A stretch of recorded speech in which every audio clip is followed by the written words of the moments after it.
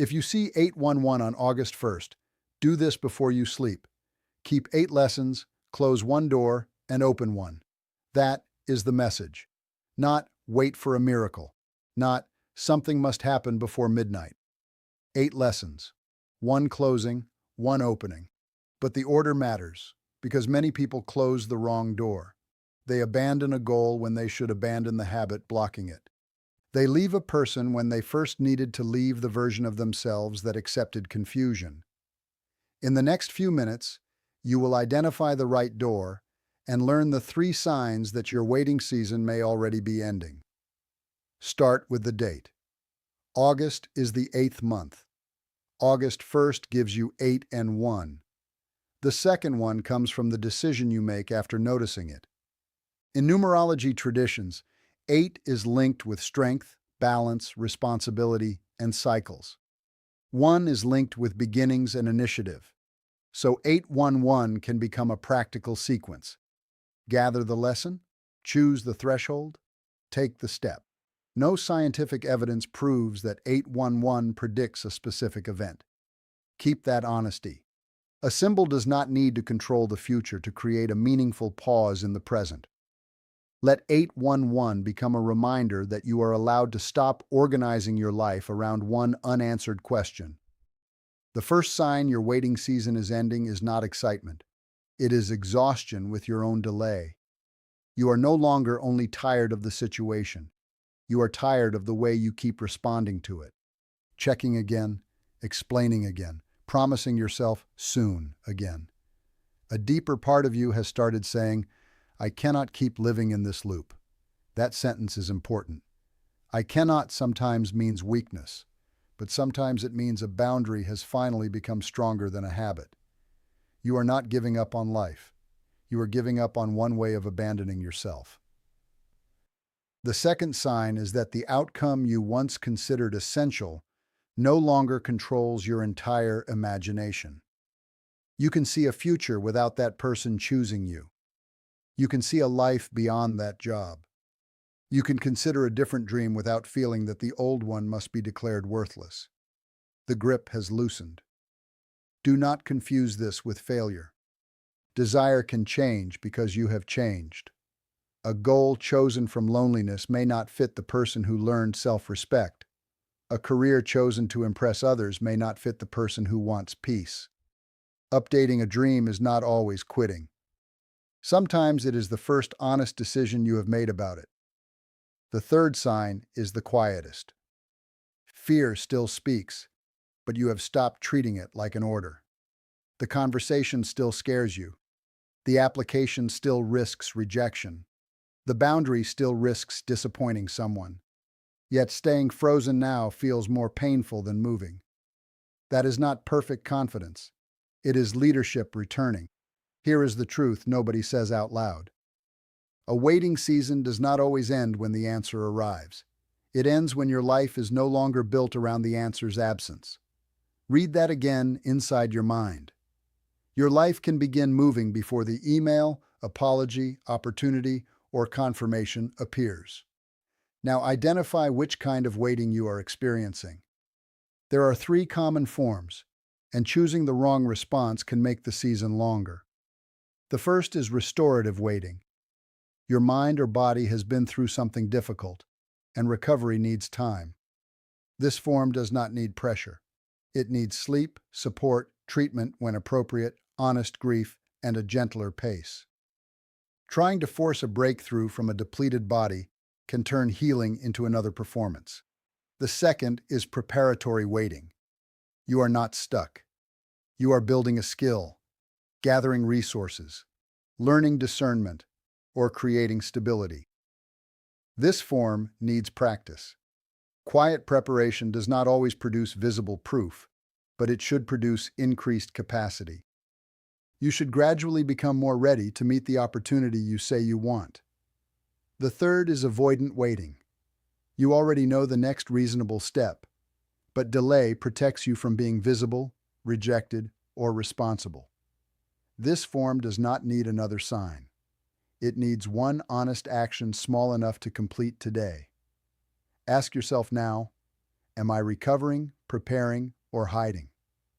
Do not choose the answer that sounds spiritual. Choose the one supported by your behavior. If you are recovering, why are you punishing yourself for resting? If you are preparing, what skill is measurably improving? If you are hiding, which action have you repeatedly postponed despite already knowing how to begin? This single answer can save you months. Resting needs permission. Preparing needs a schedule. Hiding needs a deadline. The same advice cannot serve all three. If this distinction already made something clear, subscribe. This channel is for spiritual motivation that does not leave you dependent on mystery. It returns you to wisdom, responsibility, and the next honest step. Now we can use August 1st correctly. Researchers call dates like the first day of a month temporal landmarks. These moments create a mental separation between before and after. Studies found that goal-related searches, gym visits, and commitments often rise around meaningful calendar landmarks. The date does not create change. It creates a brief opening in attention. That opening is called the fresh start effect. For a moment, yesterday's mistakes feel as though they belong to an earlier chapter. You can see the larger direction of your life more clearly. But the feeling does not last automatically. If August 1st receives no behavior, August 2nd can look exactly like July 31st. That is why you should not spend the entire day consuming messages about new beginnings. Inspiration can become a waiting room. Receive the idea, then leave the screen and create evidence. One action taken while the fresh start window feels real is more valuable than 10 hours of emotional certainty. Now begin the 811 threshold. First, write 8 lessons from the season you are leaving. Keep each lesson to one sentence. Do not write 8 complaints. Write usable wisdom. I learned that consistency matters more than intense promises. I learned that my body notices misalignment before my mind admits it. I learned that silence can also be an answer. I learned that being needed is not the same as being loved. I learned that preparation without a release date becomes hiding. I learned that rest protects the quality of my decisions. I learned that I can survive disappointment. I learned that my future deserves a vote. Your lessons will be different. The purpose is to rescue value from the delay. You are not pretending the season was easy. You are refusing to leave it empty-handed. Now choose one door to close. This is where people make the biggest mistake. A closed door does not always mean a person, a job, or a dream. Often the first door to close is an access point to the old loop. Close the habit of checking for the message every 10 minutes. Close the private argument you keep replaying. Close the belief that rest must be earned through collapse. Close the promise to begin only when confidence arrives. Close the need to explain your boundary until the other person approves it. Use this test. If this person or opportunity changed tomorrow, which part of my current behavior would still harm me? That is the door to consider first. If they returned but you still abandoned your needs, the deeper door is self-abandonment. If the opportunity arrived but you still avoided visibility, the deeper door is hiding. Close the pattern that would follow you into the answered prayer. Now open one door. Make it a door you can physically touch through action. Open the application. Open the calendar and reserve the hour. Open the savings account. Open the conversation with a safe person. Open the document and write the first line. Open the curtains and clear the chair where you will work. Your open door should not depend on another person changing first. They will finally understand me is not your door. I will communicate clearly and act according to the response is your door. Someone will discover my talent is not your door. I will finish and publish one piece of work is your door. 8 lessons, 1 closing, 1 opening. You now have the complete 811 threshold. But do not stop at the exercise because writing can create a false sense of completion. The next part turns the threshold into a system. Create one if-then plan. Instead of saying, I will move forward, say, if it is 7 in the evening, then I will work on the application for 20 minutes. Instead of saying, I will protect my peace, say, if the conversation becomes disrespectful, then I will end it calmly.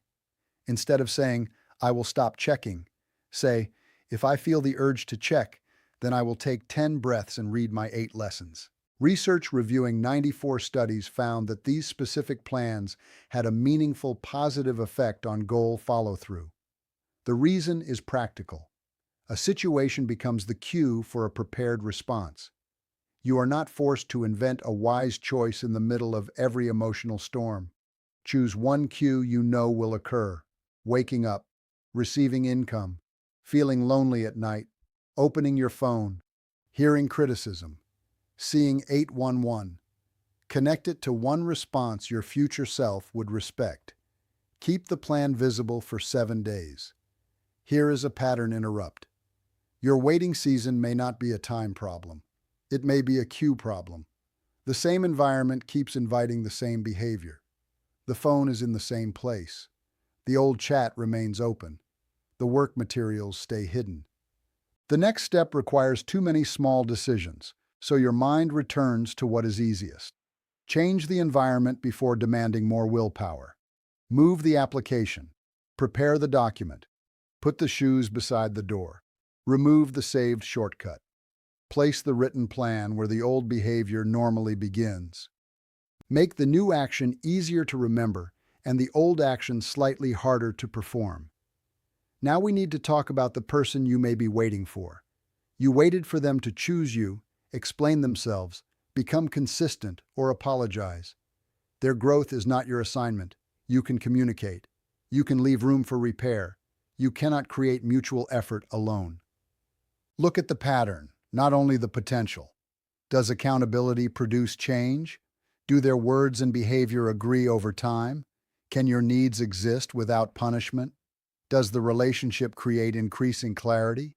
Or does every conversation produce a new mystery you must solve? Chemistry can be intense while safety is absent. Spiritual language can be beautiful while responsibility is missing. A connection can feel rare and still be unhealthy for your future. The correct question is not only, do I love them? Ask, what does loving them repeatedly require me to do to myself? Do not skip this distinction.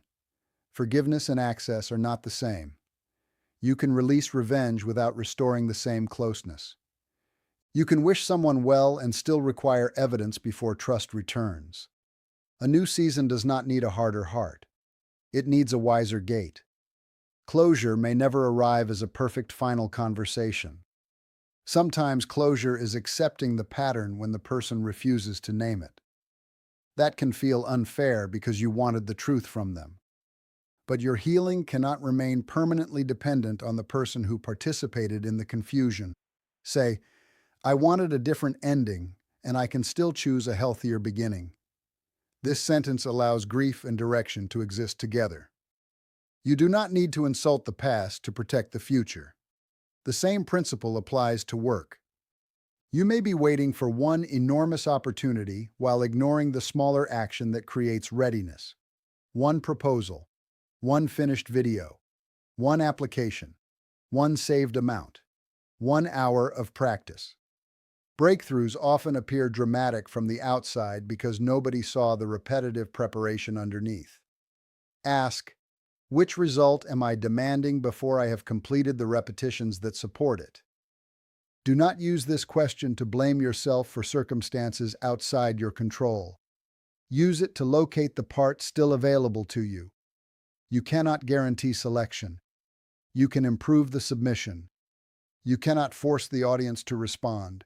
You can strengthen the opening and publish consistently. There is another uncomfortable possibility. You may be working hard on tasks that protect you from the one task that matters. Rearranging, researching, planning, watching tutorials. These activities feel productive because they reduce anxiety. But if the work is never released, preparation has become a shield. Choose one deliverable and define finished. Give it a date. Remove features that do not serve the core promise. Let the first complete version teach you what endless private revision cannot. Feedback requires contact with reality. Now consider money. A waiting mindset says, I will become responsible when more arrives. A transition mindset asks, what behavior can begin with what I have? The amount may be small. The identity evidence is not. Save a chosen percentage. Record spending for 7 days. Make the call, ask the question, learn the term you keep avoiding. Financial pressure is real, and positive thinking cannot replace practical support, safe planning, or professional advice when needed. But shame also cannot become a strategy. Numbers become more manageable when they are seen clearly. Open the statement. Name the amount. Choose the first responsible action. Clarity is often less frightening than avoidance. Now scan your body. Waiting can become physical. Tight shoulders, restless sleep, constant checking, shallow breathing, exhaustion after every decision. Persistent symptoms deserve appropriate medical care, but your daily patterns still matter. Your body may be showing that uncertainty has become a full-time job. Give the body one signal of safety. Slow the exhale. Eat something nourishing. Walk outside. Put the phone away before sleep. Ask for help. The goal is not to convince yourself that everything is safe. It is to stop adding avoidable alarm to an already difficult season. When emotion becomes loud, use your own name. Research suggests that third-person self-talk can create psychological distance. Instead of saying, "Why am I still stuck?" ask, "What does your name need to do next?" You often speak to another person with more wisdom than you offer yourself. Say, "You do not need the whole answer tonight. You need one action that respects tomorrow." Let that sentence reduce the size of the demand. Your nervous system does not need a performance.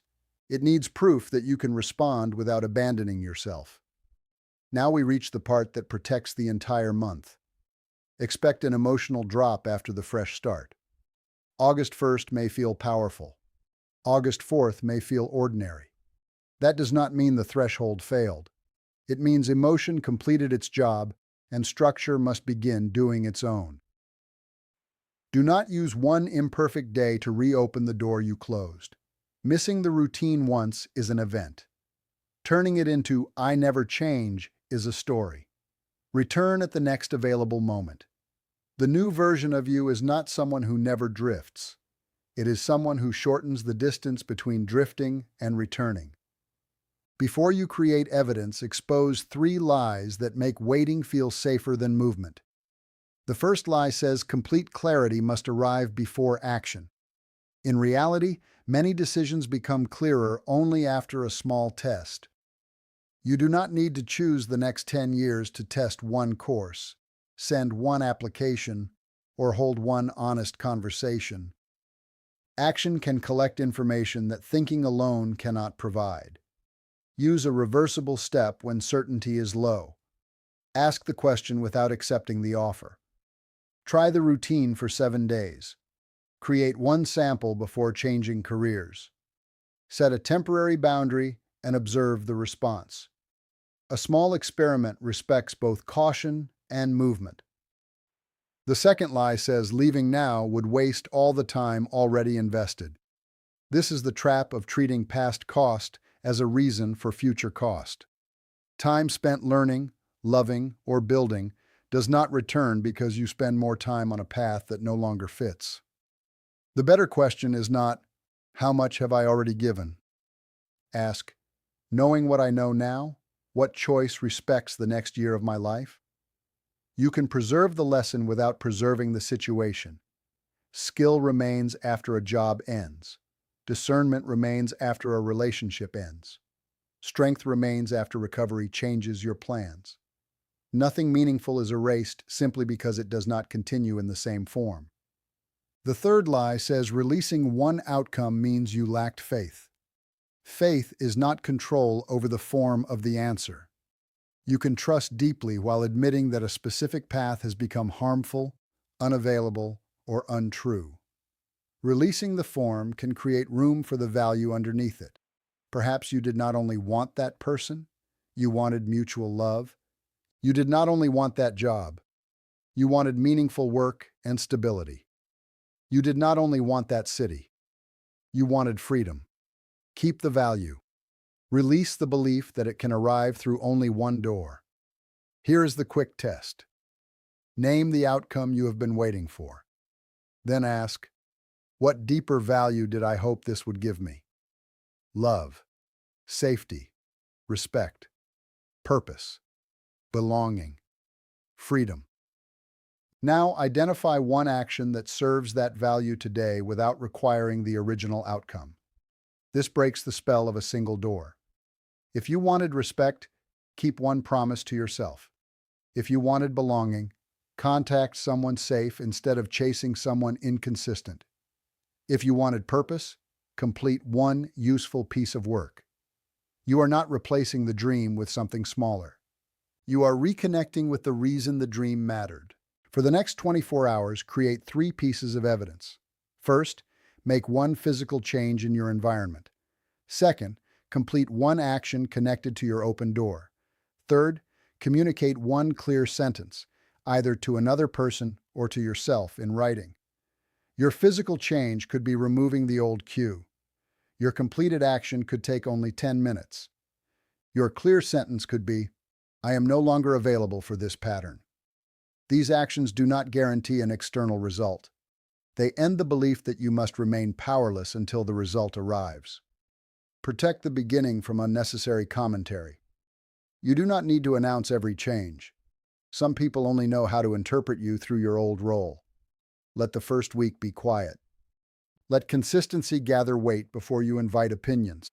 There will still be uncertainty. The email may remain unanswered. The person may not change. Healing may not move in a straight line. Ending a waiting season does not mean controlling life. It means ending your absence from the part of life you can influence. This is mature faith. You prepare the ground. You plant. You water. Then you allow timing to remain larger than your control. You do not demand certainty, and you do not call passivity trust. You learn which part belongs to you. Now return to 811. 8 lessons are the wisdom you keep. 1 closed door is the pattern you stop feeding. 1 open door is the action you begin supporting. That is a complete transition. It honors the past without allowing the past to choose every next step. Before you go, hear the final warning. Do not turn 811 into another reason to wait. You do not need 812, 1111, or one more message before taking the step already supported by truth and evidence. A useful sign ends the pause. It does not extend it forever. Everything you heard may feel familiar because some part of you already knew it. You knew which loop was exhausting you. You knew which truth kept returning. You knew the next small action. You did not need another guarantee. You needed permission to begin without one. If you see 811 on August 1st, let it mark this decision. Your life will no longer be organized around one unanswered question. Keep the lesson. Close the correct door. Open the door that belongs to you. Then complete one action before you sleep. Write this in the comments. My waiting season is over. Write it as a decision, not a prediction. Like this message if it helped you identify your door, and subscribe for more spiritual motivation grounded in faith, clarity, and practical action. August 1st is the threshold. Your next honest step is how you cross it.